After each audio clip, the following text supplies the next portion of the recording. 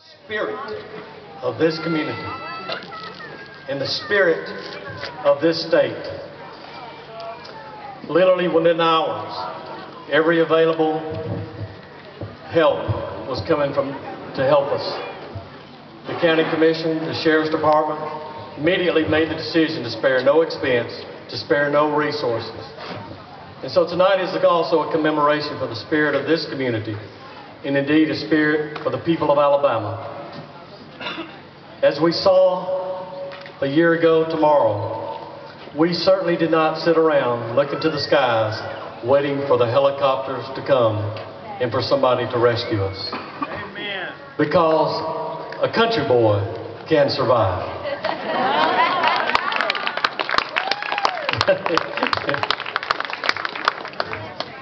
Tonight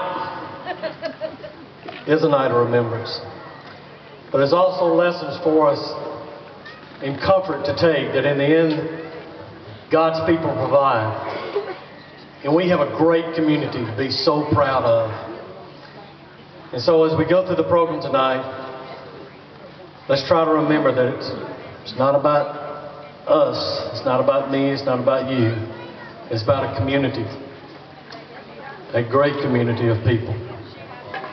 And so let's try from here forward to be a little nicer, a little kinder, because as the good book says, no man knoweth when his time cometh.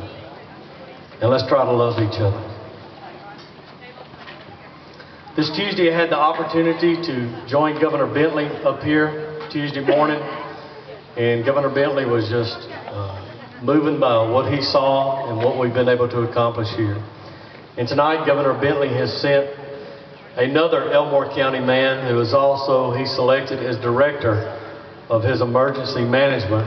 And don't think that's not a God thing as well. So at this time I'd like to introduce Mr. Art Faulkner, our own Elmore County and the state CMA director representing Governor Bentley.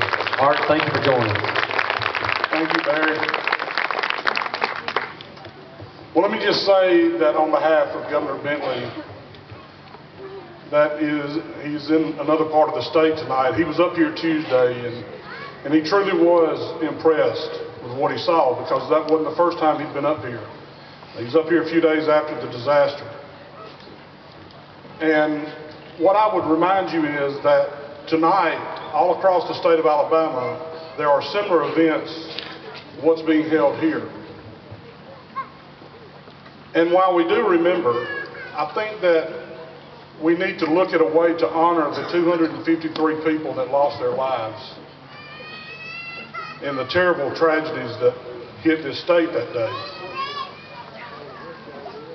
While we thank the first responders and everyone that volunteered, the government can only do so much. And there's only so much that we can do after the storm hits. Josh Johnson's going to speak in just a few minutes. He and I have had some conversations about this issue of being prepared. And I think that tonight, not urging you to be prepared for the next disaster,